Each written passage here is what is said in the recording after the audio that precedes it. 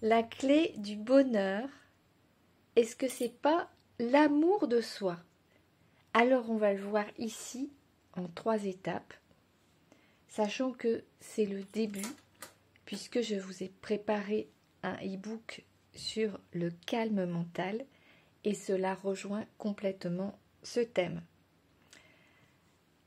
Alors, la première étape de l'amour de soi, c'est déjà de comprendre qu'on a besoin de cette relation authentique avec nous-mêmes qui va favoriser notre bien-être et notre bien-être intérieur, donc harmonie des énergies physiques, émotionnelles et ce calme mental, très important, pour pouvoir mieux s'observer et développer la compassion.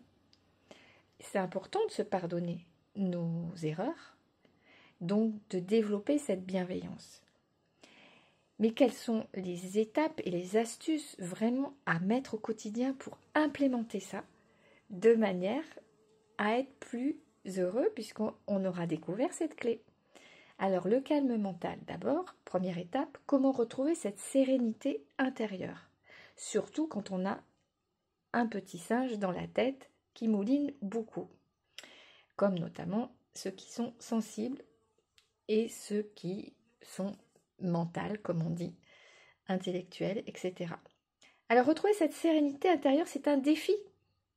Dans le monde moderne, où le stress et les distractions sont omniprésentes, il faut savoir faire un tri. Et même, je dirais, se protéger par rapport à cela. Car on est sursollicité. Donc pour cultiver ce jardin de calme mental en vous, on peut pratiquer évidemment la pleine conscience, la méditation dynamique, la méditation spinale, etc. Des techniques de relaxation, des techniques de respiration. Des techniques de respiration puissantes qui vont oxygéner votre corps en profondeur. Il y a également des exercices que peu de monde connaissent et qui font appel au système nerveux, notamment avec le nerf vague. Et il y a tout un protocole pour que cela se passe au mieux et qu'on arrive avec des habitudes et des régularités à réorganiser ce nerf vague et donc donner plus d'équilibre à notre système nerveux parasympathique et sympathique puisqu'il agit, les deux agissent simultanément, enfin l'un en alternance avec l'autre. Alors, je m'égare, je reviendrai certainement plus tard là-dessus. Ce calme mental va vous aider à réduire l'anxiété. Et ça, c'est très important. Il va améliorer votre concentration.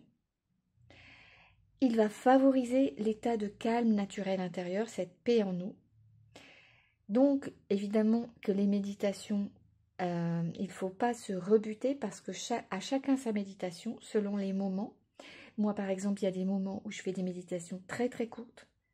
Et il y a des moments où j'ai plus le temps, je me sens plus de rentrer en profondeur et je fais des méditations beaucoup plus grandes.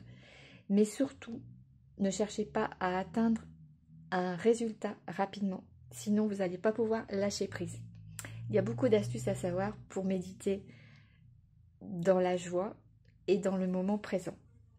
Parce que si on médite en pensant au résultat, donc au futur, on n'est plus dans le moment présent, vous comprenez? Et on n'est plus dans le lâcher-prise. Du coup, on se coupe de notre joie, on se coupe de nos sensations et ça ne va plus du tout. On reste dans le mental. Alors, c'est pour ça que je vous dis, il y a des pièges.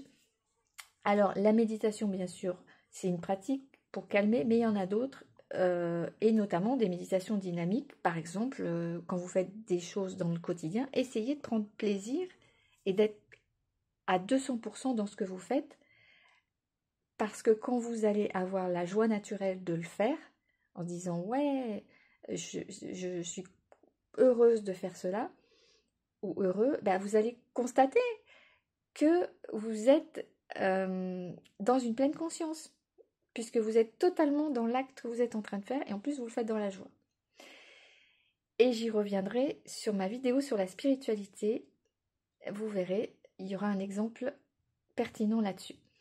Donc deuxième étape, cultiver une attitude positive, bien sûr, constructive. Ça veut dire quoi? Ça veut dire que pour avoir un état d'esprit équilibré, ça implique d'essayer de remplacer nos pensées négatives par des pensées plus positives. Donc ça implique d'être conscient de ces pensées négatives. Ça ne sert à rien de culpabiliser de les avoir, mais surtout, à un moment donné, il faut leur dire stop. Et on va se concentrer sur les solutions. En adoptant une attitude optimiste, on peut mieux faire face aux défis et surtout voir les opportunités et les possibilités. On peut aussi voir que derrière chaque épreuve se cache un cadeau et qu'il y a une résilience, c'est-à-dire qu'on va pouvoir rebondir avec nos ressources. Par exemple, quelque chose qui est long et qu'on attend et qui ne vient pas, le cadeau derrière, c'est qu'on apprend la patience et on apprend à faire confiance en la vie. Des fois, les cadeaux sont durs à débusquer, mais on y arrive. Et la plupart du temps, il y a toujours des cadeaux. Et cette attitude positive va vraiment améliorer votre santé mentale, car vous allez vous concentrer aussi davantage sur vos talents et vos ressources. Et ça, c'est important quand on veut avancer, évidemment, dans la vie, avec une attitude constructive. Troisième étape, c'est l'équilibre de vie. Et oui, parce qu'il faut trouver un juste équilibre entre le travail, les loisirs et le repos. Alors, après, chacun sa vie familiale fait en fonction... mais regardez s'il n'y a pas un domaine qui vous prend trop d'énergie, qui vous prend trop de temps. Parce que si c'est le travail, c'est pas bon. Si c'est la famille, c'est pas bon non plus. Si vous avez tendance à faire trop de loisirs, c'est peut-être ce qu'il y a de moins pire. Parce que bon, il n'y en a pas beaucoup qui y arrivent. Mais est-ce que c'est bien aussi, la loisiveté? Non. Donc vous voyez, c'est vraiment un équilibre à trouver entre vos projets, donc vos projets de vie, votre travail et l'équilibre familial, les amis, les loisirs. Donc tout ça en fonction du rythme de chacun et de votre énergie. Évidemment, si vous avez moins d'énergie, il faut comprendre le pourquoi et essayer de remonter votre niveau d'énergie. Mais il n'y a pas à culpabiliser. Je veux dire, si vous avez besoin de repos, vous avez besoin de repos, bien sûr. Il faut se respecter, c'est important, nous devons, c'est un devoir de se respecter en fonction de qui on est et de nos rythmes de vie. Donc, pour trouver cet équilibre, essentiel de fixer des limites, bien sûr, claires entre le travail et la vie personnelle et de planifier les activités de loisirs qui apportent le plus de plaisir et de bien-être au corps, bien sûr. Prendre le temps de se reposer et de se ressourcer régulièrement. Donc, certains vont expérimenter des choses nouvelles. Moi, je vous conseille de le faire pendant un certain temps. Par exemple, si vous êtes fatigué, vous pouvez toujours essayer de vous coucher plus tôt, de regarder un peu moins les écrans le soir et de vous lever plus tôt. Vous verrez peut-être que vous dormirez mieux. Mais il y a des tas de choses qu'on peut faire pour aussi améliorer sa productivité au travail. Et le plus important, je pense que c'est surtout la santé mentale et la qualité de vie globale. Et cette qualité de vie globale, elle s'améliore avec évidemment la relation qu'on a avec soi-même, donc être le meilleur ami de soi-même et toujours augmenter son calme mental, mais également avec ce qu'on échange évidemment avec les autres.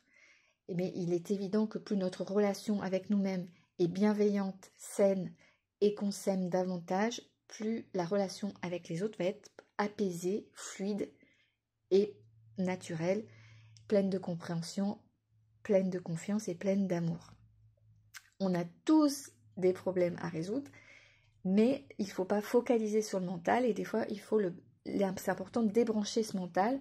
Parce que n'oubliez pas que ce petit singe intérieur ne cherche qu'une chose, c'est résoudre des problèmes.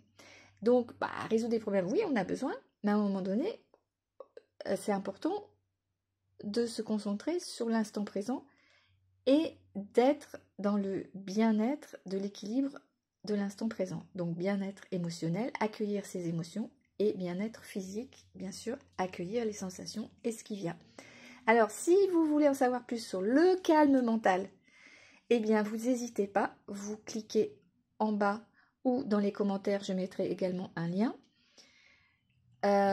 Je vous rappellerai quelques-unes des autres étapes pour vous mettre l'eau à la bouche et les chapitres également de cet e-book qui vous sera donné gratuitement pendant 10 jours.